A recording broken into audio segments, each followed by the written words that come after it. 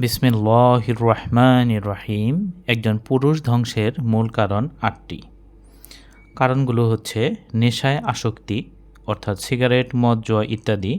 তোমরা নিজেদের হত্যা করো না, সূরা নিসা আয়াত 29। দ্বিতীয়টি হচ্ছে কাঁচা হলুদ ও লাল রঙের কাপড় পরিধান করা, মুসলিম 2077। তৃতীয়টি হচ্ছে পুরুষ হয়েও গোল্ড ব্যবহার করা, ইবনে মাজাহ 3595, আবু দাউদ 4057।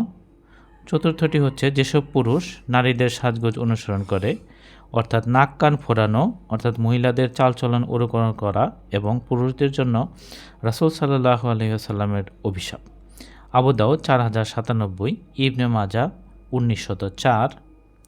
পঞ্চমটি হচ্ছে সিল্কের জামা পরিধান করা, নাসিয়া 5144। ষষ্ঠটি হচ্ছে পুরুষের টাকনুর নিচে প্যান্ট পরা হারাম, রাসূল সাল্লাল্লাহু আলাইহি ওয়াসাল্লাম বলেছেন এটা জাহান্নামী পুরুষদের লক্ষণ, আবু দাউদ 3140।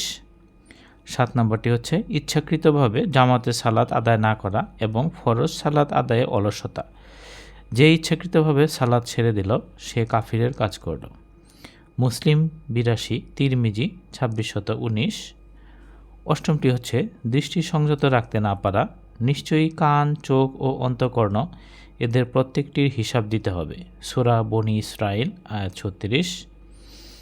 হে আল্লাহ, তুমি এই সকল কাজ থেকে বিরত থাকার হেদায়েত দান করো, আমিন।